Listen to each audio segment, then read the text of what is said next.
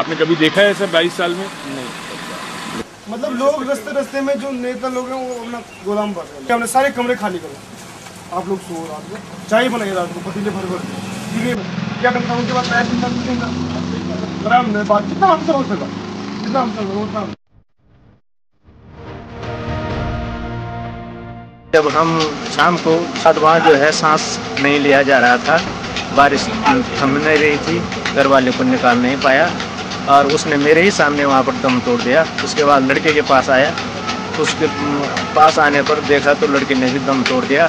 जब मैं उससे आगे गया, कम से कम 500 लाशों को मैंने पार किया और उसके बाद मैं रामबाड़ा आ गया। खाना पीना कुछ नहीं, साफ पानी पुनी कुछ नहीं, गले में जो है थूक भी नहीं जा रहा था नीचे। और वहाँ जंगल में पहले तो ज़्यादा नहीं थे, कम से कम जो है 5000 लोग कम से कम जंगल में उनकी मृत्यु हुई है। सरकार की तरफ से भी जो दाह संस्कार करने वाले गए, उन्होंने केवल जो रास्ते में रामबाड़ा में थे या ऊपर केदारनाथ में थे, उन्होंने केवल उनका दाह संस्कार किया। और जंगल में अभी वो लाशें पड़ी हुई हैं, वहाँ अभी प्रशासन का कोई भी आदमी नहीं गया हुआ। मगर टीवी पे तो सब जगह आता है कि सारे दाह संस्कार कर दिए गए हैं। वो झूठ दिखा रहे हैं।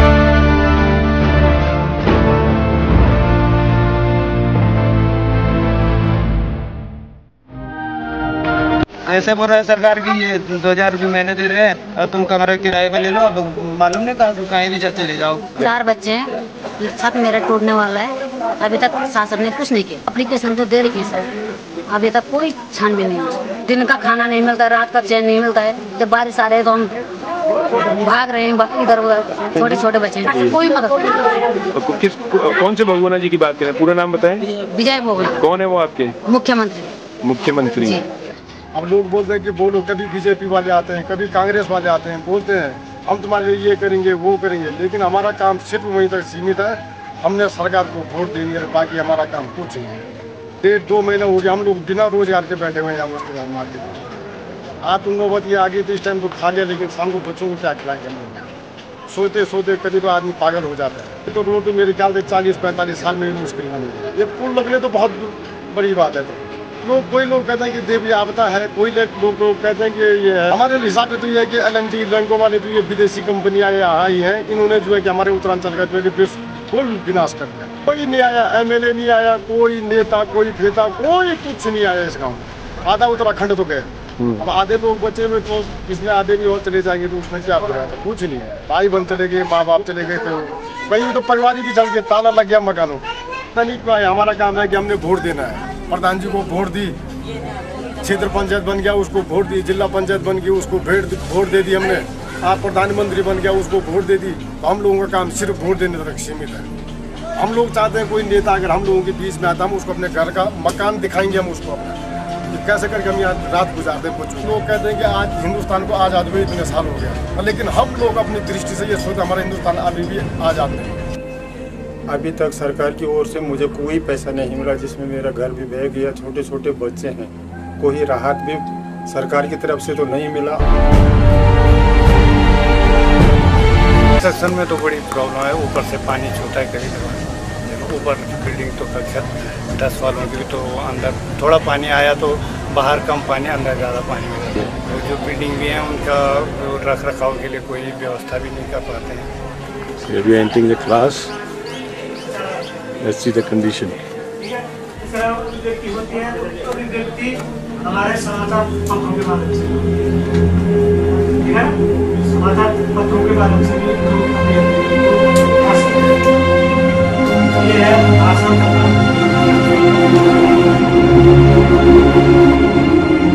This is the midday meal which children are going to eat here. और मेरी एक मकान बह चुकी है जिसमें मैं खुद निवास करता था। मेरे साथ कागजात भी बह चुके हैं। पीछे से भूस्खलन हो रहा है, आगे से नदी का कटाव है। मकान तो भी मेरे रुका हुआ है, फिर भी वो मकान जो है पूर्ण क्षेत्र में नहीं लाए। क्या है, लिख के मांग दिया कि आप गांव छोड़ो, आप गांव को छोड़ो, हम जाएंगे कहाँ? 2 दिन तक हमारे गाँव वाले, तब तक हमारे यहाँ कोई सरकार का सूद लेने वाला नहीं है। अभी तक डीएम हमारे गाँव में नहीं पहुँचा है, हमारा जिला अधिकारी हमारे गाँव में नहीं पहुँचा है। बताएंगे सरकार के साथ मिली हुई है, कर्मचारियों के साथ ये हमको बेवकूफ़ बनाने के चक्कर में है। अभी तो हम लोग राहत के चक्कर में घूम रहे हैं, जगह जगह खाने के चक्कर में। अब वो खाना खाएंगे उसके बाद हम जाएंगे कहाँ, हम रहेंगे कहाँ? हमारा मकान ही नहीं है, हमारा गाँव ही नहीं है। हमारा सारा गाँव 70 परिवारों का गाँव बह चुका है और खुद ले रहे हैं किनकी? होटल वालों की, लॉज वालों की, जो आप दूसरे गांव से बसे हुए बाजारों में बैठे हुए उनकी सुध ले रहे हैं। हम रहेंगे कहाँ? अब हम रहेंगे आगे, हम अपने बच्चों को क्या देखेंगे साहब? हम अपना दुनिया पर हमें रात को काटनी पड़ रही है। हमने बच्चों को सुला रहे हैं, अपने आप रात में बैठे जी जाग रहे हैं, कोई सो रहा है तो कोई ड्यूटी दे रहा है। इस प्रकार की अवस्था में फिर बोले तुम यहाँ से भागो, मरेंगे तो यहाँ से भागो। भागो क्यों भागो? तुम हमारा हिसाब क्यों नहीं देते हो? हम यही कहते हैं, नहीं तो आपको कुछ नहीं मिलेगा, जाओ। किसी को दिया किसी को नहीं। देखो साहब, हमारा जो विधायक तक भी बोलता है वो आए हमारे घर में 16 दिन बाद, जबकि वो हमारे घर की टिकट तब में है। हमारे में जो का घर है अगर समझ में, वो हमारे सोच लेने के लिए 16 दिन पहुँचे। गवर्नमेंट की तरफ से वास्तव में यहाँ पर जो है सिर्फ लोग हेलीकॉप्टर में आए हैं और हेलीकॉप्टर के द्वारा ही उन्होंने जांच की है। जैसे केदारनाथ जो मुख्य क्षेत्र है वहाँ पर गए, बाकी जो इधर साइड के जो क्षेत्र हैं जैसे चंद्रापुरी है, इधर आपका जो है सेंगी गांव में एक है, काकड़ा है, इन क्षेत्रों पर इन लोगों ने उतर करके कुछ नहीं देखा। आपके तो मोदी जी आए थे, बोले 15,000 आदमी लेके चले गए मैं 2 घंटे। ऐसा सच है क्या? ऐसा कोई सच नहीं। मोदी जी को हमने यहाँ देखा भी नहीं, उनका नाम नहीं है।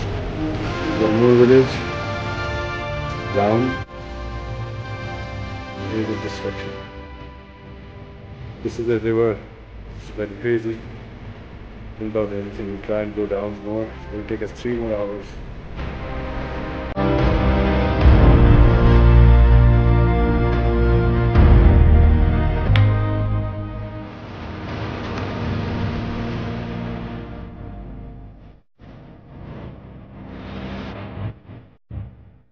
This is the government college of Uttarakhand, like one of the villages. The school is in shambles condition, as you can see on the terrace. There are stones there. You know, the terrace is very weak. The construction is gone. It's in total shambles. I presume that this is going to fall in the next rains if this has not been taken care of ASAP. There are about few hundred students who come here to study. They don't have the conditions. Actually, the building is in really bad shape. So next interview, I'm going to take it with the school authorities and just ask them what exactly is going on with the funds and everything here. मैं भी इसी विद्यालय में पढ़ा हूँ ऐसे ही। पहले public school था और अभी जो है गवर्नमेंट ने इसको अंडरटेक कर लिया, तो गवर्नमेंट इंटर कॉलेज के नाम से ही जाना जाता। तो इस बिल्डिंग की जो है पब्लिक के द्वारा बनाई गई बिल्डिंग, लेकिन अभी इसकी हालत ऐसी हो गई है कि बिल्कुल गिर गया है किसी काम करने को। हम चाहते हैं कि कोई इसको अडॉप्ट करे और इसका पूरा निर्माण।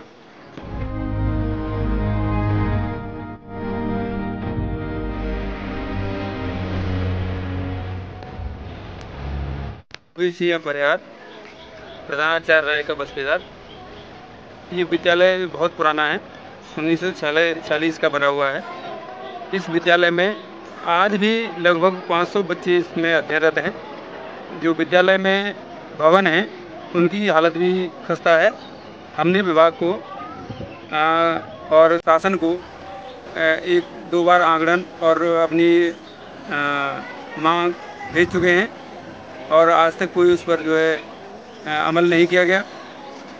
और विभाग से हमें निर्देश प्राप्त होते हैं कि आप बच्चों को खंडित या टूटे फूटे भवनों में न बिठाएं, परंतु हम मजबूर हैं क्योंकि हमारे पास कमरों की उपलब्धता, छात्र कक्षों की उपलब्धता न होने के कारण एक्स्ट्रा क्लास जो ली जाती हैं वो कभी कभी उन कमरों में बैठा दी जाती हैं।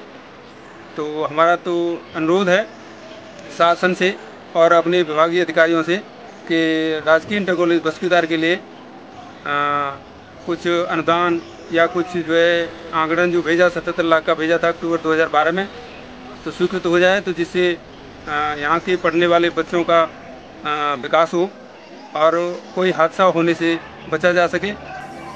ये अभी जो है जल प्रलय हुआ है केदारनाथ में, तो उसमें जो चंद्रापुरी राजकीय इंटर कॉलेज चंद्रापुरी के जो पुल ध्वस्त होने से बच्चे बहुत सारे यहाँ पर हमारे यहाँ प्रवेश लिया है, तो छात्र संख्या 500 से ऊपर हो गई है। आपके हिसाब से अभी ये जो बिल्डिंग के हालात कैसे हैं? बिल्डिंग के हालात सर, ये तो बहुत 1940 की बनी हुई है और ये बिल्डिंग तो बिल्कुल इसमें कोई क्लास नहीं चलती है और बिल्कुल जर्जर स्थिति में है कि सारी टूट टूट चुकी है। नहीं, जो बाकी के यहाँ पे चल रही हैं क्लासेस, उनका क्या हाल? हाँ, बाकी जो क्लासें हैं उनमें कुछ क्लासें ठीक हैं और कुछ कमरे क्षतिग्रस्त हैं। आपके यहाँ पे लड़कियाँ और लड़कों की कितनी संख्या है? यहाँ पर कुल छात्र संख्या है 500, लगभग 500, और उसमें लड़कियाँ होंगी 50-50 होंगे। क्या आपका विद्यालय जो दिखता है, अभी 2-4 बारी बारिश हुई तो बिल्डिंग गिर जाएगी, और बिल्डिंग गिर जाएगी हाँ तो फिर क्या होगा? गिर सकती है, हादसा हो जाएगा, और हादसा होने पर फिर प्रधानाचार्य ही जिम्मेदार माने जाएंगे। इसलिए हम बहुत अलर्ट रहते हैं और सतर्क रहने की कोशिश करते हैं, और सभी बच्चों को और अध्यापकों को निर्देश भी दे दिए जाते हैं कि आप ज़्यादा बारिश और ऐसी स्थिति में आप अलर्ट रहें और कोई हादसा न हो जाए। बड़े बुरे हाल हैं। कौन है जिम्मेदार इसका? इसका प्रशासन है, और कौन है जिम्मेदार? प्रशासन किसने बनाया? प्रशासन हम लोगों ने बना रखा है। खत्म, आप भी जिम्मेदार हैं? हाँ, खैर ये तो है, हम भी जिम्मेदार करें क्या? कहीं कागजी कार्रवाई हो चुकी, कहीं कुछ हो चुका। डॉक्टर सर्टिफाइड है या नहीं है? डॉक्टर तो वैसे हैं, मंजवाल दिए हैं। मैं यहाँ पे पीटीए की व्यवस्था से पढ़ा रहा हूँ और 6 साल हो गए हैं मुझे यहाँ पे पढ़ा। ये स्कूल के बच्चे आपके बाहर क्यों बैठे हैं, अंदर क्यों नहीं बैठे क्लास में? इस समय जो है कि बाहर सफोकेशन हो रहा है, गर्म हो रहा है अंदर गर्म। बिल्डिंग की कैसी स्थिति है इनकी क्लास की, कंस्ट्रक्शन वाइज? कंस्ट्रक्शन में तो बड़ी प्रॉब्लम है, ऊपर से पानी छूटा है कभी कभार। अच्छा, कक्षा 6 में ऊपर की बिल्डिंग तो कक्षा 10 वालों की भी तो अंदर थोड़ा पानी आया तो बाहर कम पानी, अंदर ज़्यादा पानी हो जाता है। कितने टाइम में बिल्डिंग गिर जाएगी आपके हिसाब से, अगर इसकी रिपेयरिंग नहीं हुई तो? हाँ, 3-4 साल में तो गिर जाएगी। इस सारे बच्चों की ज़िंदगी इन लोगों ने दाव पे लगा रखी है। हाँ, एडमिनिस्ट्रेशन में तो है ही। अच्छा, ठीक है। वो जो बिल्डिंग भी है उनका रख रखाव के लिए कोई व्यवस्था भी नहीं कर पाते हैं। ये सामने की बिल्डिंग है, ये तो ऐसी हालत में है कि अगर इसको गिराया नहीं गया तो कुछ बच्चे तो गिर ही जाएंगे। अपने आप ही गिरेगी फिर एक दिन। So we are entering the class. Let's see the condition. इस तरह अभिव्यक्ति होती है तो अभिव्यक्ति हमारे समाचार पत्रों के माध्यम से होती है, ठीक है ना? समाचार पत्रों के माध्यम से भी लोग अपनी अभिव्यक्ति को कर सकते हैं। तो ये है भाषण तथा अभिव्यक्ति की। This is where the India's future is developed. It's unbelievable to see the conditions of classrooms. I don't think any kind of animal also can live here, leave aside running a class. Major population is living in the villages. This is where the class runs. This is another classroom. You can see this says class 7. Now you can see the condition of this classroom.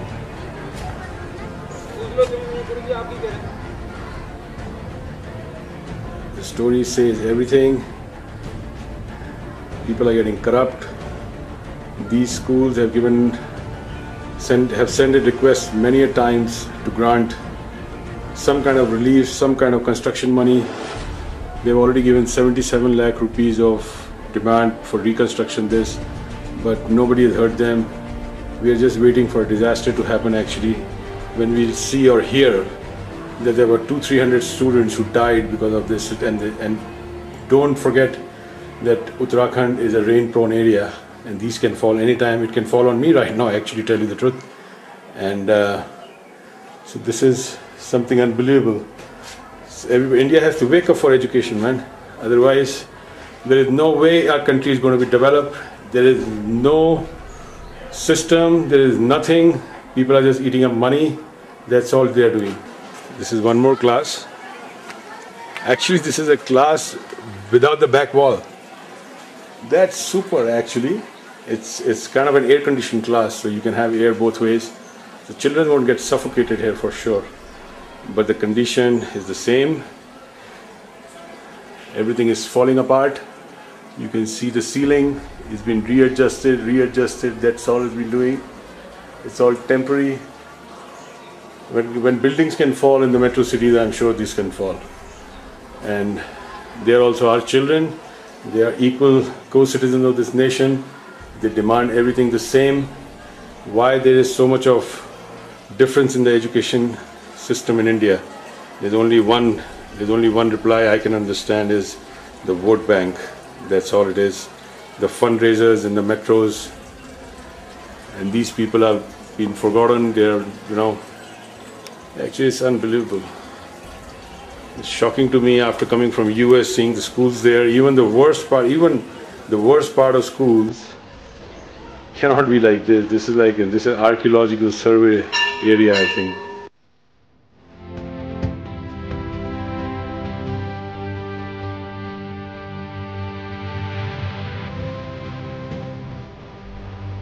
This is the midday meal which children are going to eat here, and supposedly I'm going to try this food now.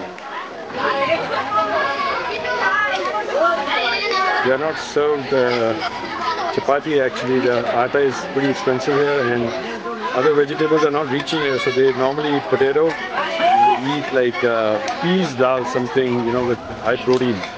But let's see. I'm going to eat this food now.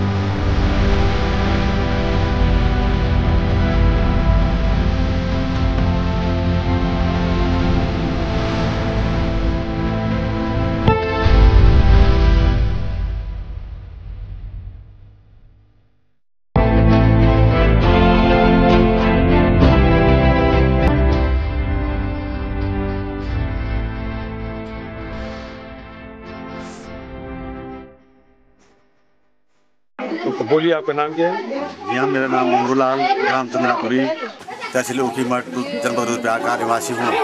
मैं बाढ़ से पीड़ित हूँ। मेरे 2 मकान थी, एक मकान में मेरा लड़का रहता था, एक में मैं रहता था, और मेरी एक मकान बह चुकी है जिसमें मैं खुद निवास करता था। मेरे सारे कागजात भी बह चुके हैं उसमें, और दूसरा मकान मेरे बच्चे के साथ जो कि जीर्ण शीर्ण स्थिति में खड़ा है, पटवारी जी ने उस मकान को लेने से ऐतराज़ किया, जबकि वो इंजीनियर ने वो मकान फेल कर रखी, इसमें रहने लायक नहीं है, क्योंकि ऊपर नीचे पीछे से भूस्खलन हो रहा है, आगे से नदी का कटाव है। मकान दुबे में रुका हुआ है, फिर भी वो मकान जो है पूर्ण क्षति में नहीं लाए। इंजीनियर साहब ने उसको जो है कि पूर्ण क्षति के दायरे में रखा, ये मकान रहने योग्य नहीं है, आप लोग क्या कर रहे हैं? पटवारी फिर भी कह रहा है, और अन्य उसके राजस्व विभाग के कर्मचारी के नहीं जी रहने लायक है, रहने लायक वो पीछे धसाव है, जमीन बैठी हुई है, वो उसकी फाउंडेशन खराब हो चुकी है, वो कहाँ रहेगा? क्रैक हो का मकान, सारा मकान डैमेज हो चुका है, फिर भी उन्होंने हमको वो देने से ऐतराज। अभी तक हमें जो है किराए की शक नहीं, और इधर से हमसे लिखवा के मांग दिया है, लिख के मांग दिया कि आप गाँव छोड़ो, आप गांव को छोड़ो, हम जाएंगे कहाँ? अब किराए में हम इतनी दूर 5-6 किलोमीटर ऊपर चढ़ाए में अब कहाँ जाएंगे, कहाँ रहेंगे, कैसे रहेंगे? हमने कहा साहब आप दे रहे हैं तो हमें विस्थापन की जगह दो, हमें रहने की जगह, हमारे पाँव ठिकाने की जगह, जहाँ पाँव ठिका सकते उसके बाद हम अपने हाथ पाँव हिला देंगे, पर रहने की जगह तो दो। आप लोग तो उन लोगों का देख रहे हैं, बड़े बड़े लॉज वालों के, बड़े जिनकी 50-50 करोड़ की कोठियाँ बने लॉज हैं, जब उनका तो घर गाँव खड़ा है, उनका तो क्या गया, बिजनेस का गया, पैसे ठगने का काम गया उनका, उनके पीछे लाइन लगा के खड़े बैठ रखे हैं अधिकारी लोग भी, और सोच वो नहीं है, जो हमारा घर नहीं है, रहने के लिए खड़े होने के लिए जगह नहीं है, तो हम कहाँ खड़े रहेंगे? हमको फिर भी बोलने पर हमें विस्थापन की व्यवस्था करें, हमें कहीं जमीन दे, हमारे मकान बनवाए हैं, हमारे घर बर्तन सब बह चुके हैं। हम ऐसे अगर राहत नहीं आते, वो भी प्राइवेट कंपनियों की राहत दे रहे हैं लोग, ये लोग स्वामी लोग, बाबा लोग, अन्य कंपनियां जो है हमको राहत पुकार रहे हैं। सबसे पहले हमारे यहाँ पर जो है राफ्टिंग वालों ने हमको बचाया है, वहाँ पर राफ्टिंग ऋषिकेश से आई राफ्टिंग कंपनी, उन्होंने जो है हमको खाने के लिए दिया है कुछ, तब हमें जान बची। नहीं तो 2 दिन तक हमारे गाँव वाले नहीं पहुँचा, तब तक हमारे यहाँ कोई सरकार का सुध लेने वाला नहीं है। अभी तक डीएम हमारे गाँव में नहीं पहुँचा है, हमारा जिला अधिकारी जो हमारे गाँव में नहीं पहुँचा है। कल हम खुद वहाँ, कल हम वहाँ डीएम के पास गए, उन्होंने कहा वहाँ छोड़ो, आप घर से छोड़ो, वहाँ से आपसे लिख के मांगा जाएगा, लिख के मांगा जाएगा। आप हमको विस्थापन क्यों नहीं दे, हमको पूर्ण क्षेत्र में क्यों नहीं निकाला जा रहा है, जब हमारा गाँव पूरा ही खतरनाक स्थिति में है, आगे पीछे सब जगह। इधर से बोल तुम भागो क्यों भागो भाई? हमारे जब तक हिसाब किताब नहीं, कहाँ जाएंगे? आप सरकार है, आप सरकार से जुड़े हुए हैं, सारा लिंक बना चुका। हमें लगता है कि सरकार के साथ मिली हुई है कर्मचारियों के साथ में, ये हमको बेवकूफ़ बनाने के चक्कर में है। अभी तो हम लोग राहत के चक्कर में घूम रहे हैं, जगह जगह खाने के चक्कर में। अब वो खाना खाएंगे उसके बाद हम जाएंगे कहाँ, हम रहेंगे कहाँ? हमारा मकान ही नहीं है, हमारा गाँव ही नहीं है। हमारा सारा गाँव 70 परिवारों का गाँव बह चुका है। और सुध ले रहे हैं किनकी? होटल वालों की, लॉज वालों की, जो अब दूसरे गांव से बसे हुए बाजारों में बैठे हुए हैं, उनकी सुध ले रहे हैं। क्या हमारी सुध ले रहे हैं? हम गांव के मूल नागरिक हैं, हम भूमिहीन आदमी हैं। हमारे पास भूमि की कमी थी, वो भूमि कट गई है। हम रहेंगे कहाँ? अब तो हम रहेंगे, पर आगे हम अपने बच्चों को क्या देखेंगे साहब? हम अपना दुख नहीं पता, हमें रात को काटनी पड़ रही है। हमने बच्चों को सुला रहे हैं, अपने आप रात में बैठे जी जाग रहे हैं, कोई सो रहा है तो कोई ड्यूटी दे रहा है। इस प्रकार की अवस्था में फिर बोले तुम यहाँ से भागो, मरेंगे तो यहाँ से भागो क्यों भागो? तुम हमारा हिसाब किताब क्यों नहीं देते हो? हम यही कह करके नहीं तो आपको कुछ नहीं मिलेगा, जाओ। किसी को दिया किसी को नहीं दिया। हमने प्रेरक पकड़ा, बोला, उन्होंने कहा हमारे आदेश है।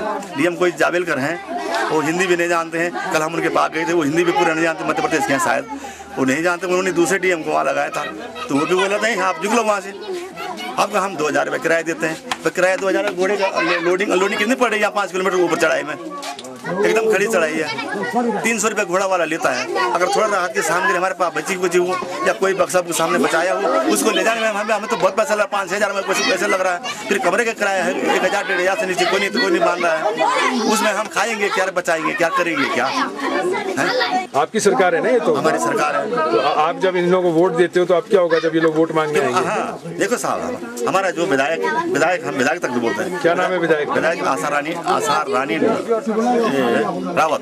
अच्छा, आप उनके पास गए थे? जी साहब, वो आए 16 दिन बाद आए। वो आए हमारे घर में 16 दिन बाद, जबकि वो हमारे घर के निकटतम है। हमारे नहीं 8 किलोमीटर दूर में उनका घर है, अगस्तमनी में। वो हमारी सुध लेने के लिए 16वें दिन पहुंचे, 16 दिन पहुंचे।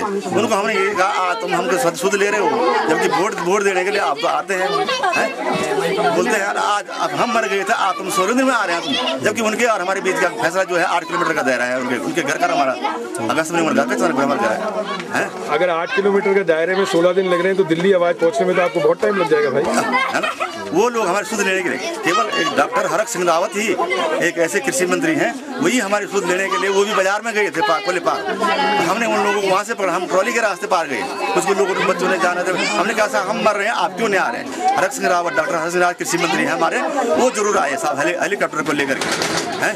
और आगे कोई प्रशासन का कोई शासन प्रशासन हमारे पर कोई आज भी नहीं आया। और जब रावत जी आए तब जब साहब भी आए, जब साहब साहब जब मंत्री साहब आ गए तो आप क्यों नहीं आ रहे हैं? उनके पास भी गए हम, आप क्या देख रहे हैं? वो कह रहे ठीक है चलेगा, हिसाब किताब जो आएगा वो आ रहा है, दे रहे हैं, हम तुमको सबको दे रहे हैं। दे रहे कब तक दे रहे हैं?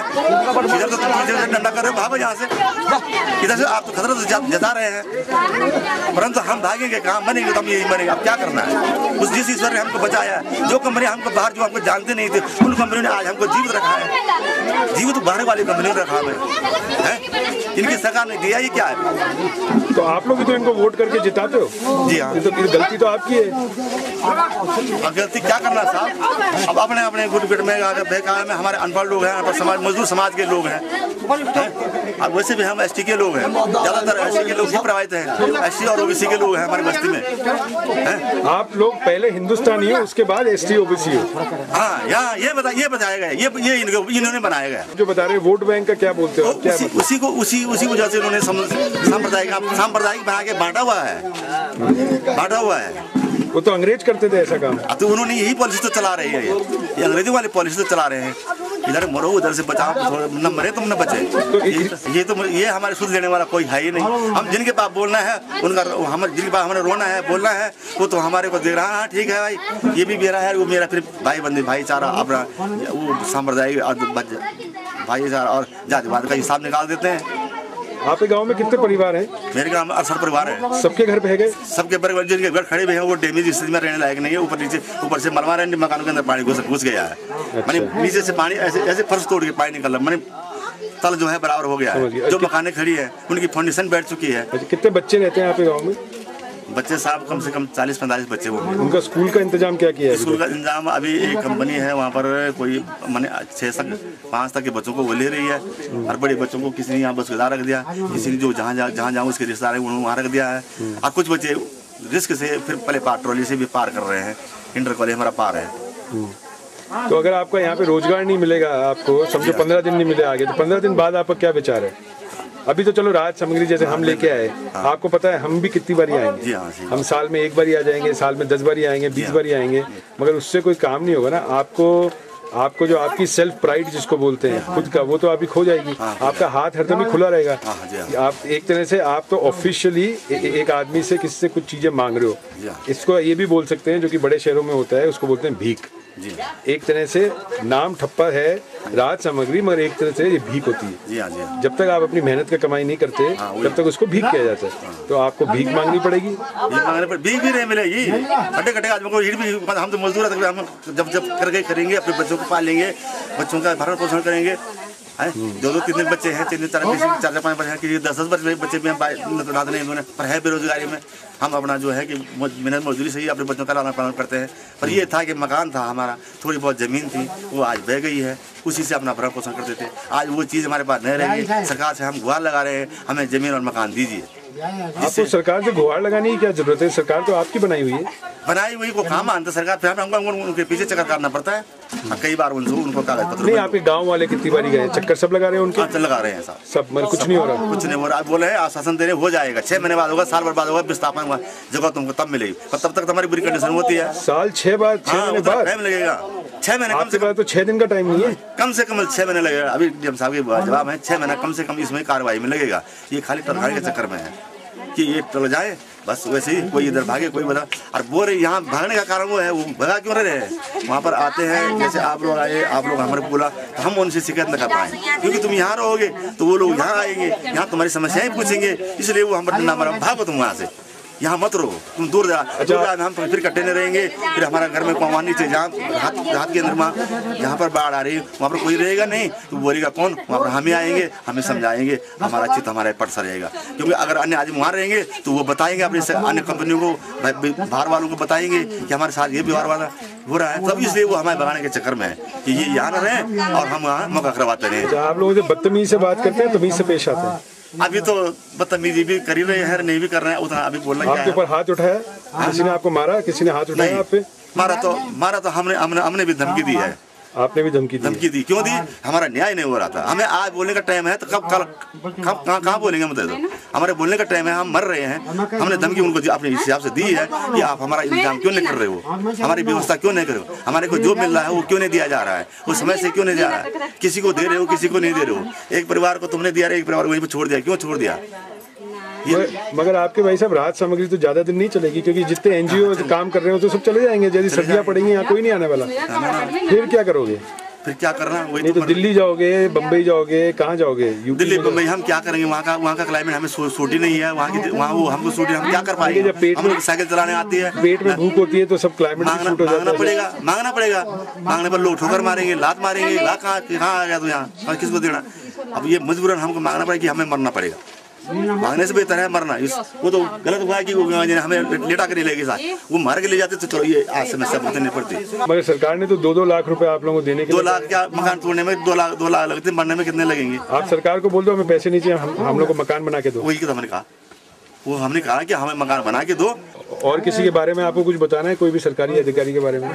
अभी तो अधिकारी उस कगार पर नहीं पहुंचे, पहुंचने वाले हैं। वो पहुंचने वाले हैं, जैसे जैसे वो अभी धक्का मारेंगे, अभी किसी को लाठी मार के भगाएंगे वहाँ से वो, क्योंकि ये लोग यहाँ कटे रहेंगे तो ये अन्य लोगों को बताएंगे। उन्होंने और तक ये कैमरे वाले आते हैं, ईटीवी सारा वगैरह वगैरह, वो तो आने नहीं दे रहे हैं। वो भी उधर फिट हो गए हैं, वो भी कोड में फिट हो रही है, इधर उधर घुमा रहे हैं, अब वहाँ तक नहीं पहुँच रहे हैं, क्योंकि उन्होंने किसी ने सुना है। क्योंकि सब हो सकता है यहाँ के ईटीवी कैमरा वाला है और सारा वाला है, आज तक वाला था, अभी तक आया नहीं हमारे यहाँ, तो वो भी नहीं आ रहा है। क्योंकि बोलना वो भी वो लोग, अभी आप लोगों का कोई भी समाचार किसी भी अखबार में किसी में भी नहीं आता, आप लोगों को पता है ये बात? नहीं, पिछले 7-8 दिन से नहीं आ रहा कोई भी समाचार उत्तराखंड के बारे में कहीं नहीं आ रहा है। तो इसको दबाया जा रहा है, बात को दबाया जा रहा है। और आगे आख्या दी, हाँ मेरे पास आए, हम ऐसा कर रहे हैं, अधिकारी यही दे रहे, हम आगे से जो मांग रहे हैं हम कर रहे हैं, जो हो रहा हम कर रहे हैं। तो ये आप समझते हो कि सरकार की बिल्कुल जातियां हैं आप लोगों के खिलाफ? जी हाँ।